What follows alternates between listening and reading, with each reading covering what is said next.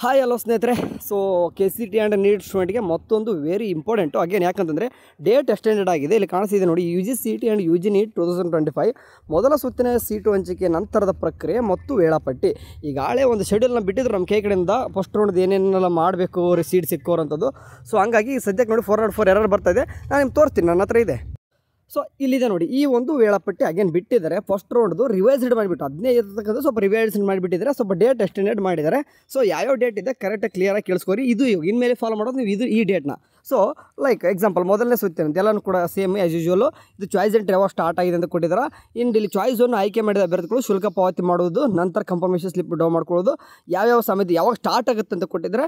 And ಶುಲ್ಕ ಪಾವತಿ ಮಾಡಿದ ಕನ್ಫರ್ಮೇಷನ್ ಸ್ಲಿಪ್ನೊಂದಿಗೆ ಚಾಯ್ಸ್ನೊಂದಿಗೆ ಅಭ್ಯರ್ಥಿಗಳು ಕಾಲೇಜಿಗೆ ವರದಿ ಮಾಡಿಕೊಳ್ಳೋದು ಯಾವಾಗ ಲಾಸ್ಟ್ ಡೇಟ್ ಅಂತ ಕೊಟ್ಟವ್ರೆ. ಸೊ ಅರ್ಥ ಮಾಡ್ಕೋರಿ.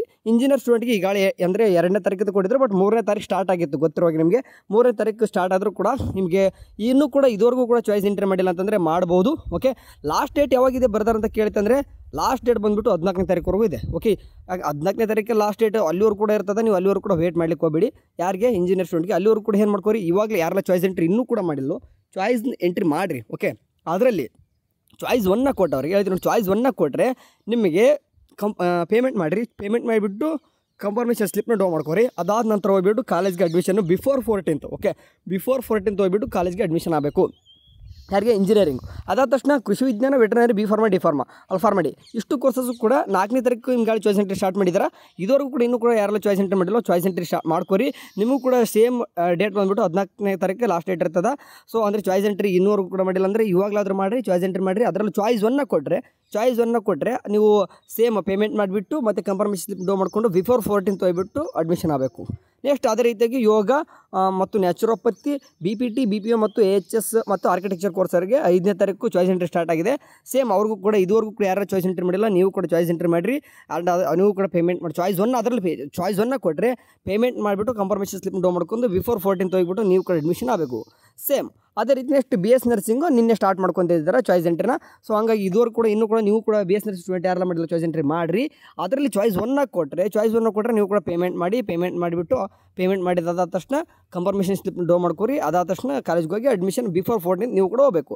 ಸೇಮ್ ಹೋಮಿಯೋಪತಿ ನೋಡಿ, ಇವತ್ತು ಆ್ಯಕ್ಚುಲಿ ಅಂತ ನೀಟ್ ಸ್ಟೂಡೆಂಟ್ಗೆ ಇತ್ತು, ಬಟ್ ಈಗ ಏನಾಗಿದೆ ನೋಡಿ, ಹೋಮಿಯೋಪತಿ ಸ್ಟೂಡೆಂಟ್ಗೆ ಅಷ್ಟೇ ಇವತ್ತು ಬಿಟ್ಟಿದ್ದಾರೆ. 7ನೇ ತಾರೀಕು ಇವತ್ತು ಸ್ಟಾರ್ಟ್ ಮಾಡ್ಕೊಂಡಿದ್ದಾರೆ.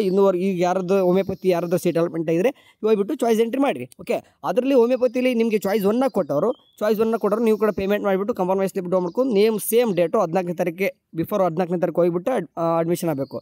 So last date choice entry ಏನು ಕಾಣಿಸ್ತಿದೆ ನೋಡಿ, 14ನೇ ತಾರೀಕು ಕೂಡ ಇರ್ತದೆ. ಯಾಕೆ ಅಂದರೆ ಬಟ್ ಅಲ್ಲಿವರೆಗೂ ಕೂಡ ಹೋಗಬೇಡಿ. ನೀವು 14ನೇ ತಾರೀಕು ತನಕ ತೋರಿಸ್ತಾ ಇದೆ, ಅಲ್ಲಿ ತನಕ ಹೋಗ್ತೀನಿ ಅಂತಂದ್ರೆ ಅಲ್ಲಿ ತನಕ ಹೋಗಬೇಡಿ, ಆಯಿತಾ. ಆ್ಯಂಡ್ ಅದಾದ ತಕ್ಷಣ ವೈದ್ಯಕೀಯ, ದಂತವೈದ್ಯಕೀಯ ಕಾಣಿಸ್ತಾ ಇದೆ ನೋಡಿ.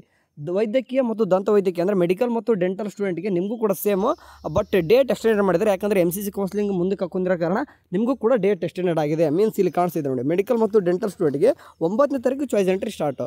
ಸೊ 9ನೇ ತಾರೀಕು ಚಾಯ್ಸ್ ಎಂಟ್ರಿ ಸ್ಟಾರ್ಟ್ ಆಗಿದೆ ಅಂತಂದರೆ, ಸೊ ಅಂದರೆ ಬಿಟ್ಟ ತಕ್ಷಣ ಕೂಡ ನೀವು ಚಾಯ್ಸ್ ಎಂಟ್ರಿ 9ನೇ ತಾರೀಕು ಮಧ್ಯಾಹ್ನ 2 ಗಂಟೆ ಅಂತ ಕೊಟ್ಟಿದ್ದಾರೆ. ಯಾಕಂದರೆ MCC ಅಷ್ಟೊತ್ತು ರಿಸಲ್ಟ್ ಬರ್ತದೆ. ಎರಡೂ ಕೂಡ ಸೀಟ್ ಸಿಕ್ಕಾದ ನಂತರ ಯಾವುದಾದ್ರೂ ಒಂದು ಚಾಯ್ಸ್ ಕೊಡ್ತೀರಾ ನೀವು. ಚಾಯ್ಸ್ 1 ಕೊಡಬೇಕಾ, 2 ಕೊಡಬೇಕಾ, 3 ಕೊಡಬೇಕಾ ನಿಮ್ಗೆ ಗೊತ್ತಾಗ್ತದೆ. ಅದರಲ್ಲಿ ಚಾಯ್ಸ್ 1ನ ಕೊಟ್ಟರೆ ನಾನು ಹೇಳ್ತೀನಿ ನೋಡಿ, ಚಾಯ್ಸ್ 1ನ ಕೊಟ್ಟರೆ ಏನು ಮಾಡ್ತಾರೆ ಅಂತಂದರೆ ಹೋಗ್ಬಿಟ್ಟು ಬಿಫೋರ್ 16/8/2025 ಒಳಗಡೆ ಪೇಮೆಂಟ್ ಮಾಡ್ಕೊಂಡು ಕನ್ಫರ್ಮೇಷನ್ ಸ್ಲಿಪ್ ಡೌನ್ ಮಾಡ್ಕೊಂಡು ಹೋಗ್ಬಿಟ್ಟು ಕಾಲೇಜ್ಗೆ ಅಡ್ಮಿಷನ್ ಆಗಬೇಕು.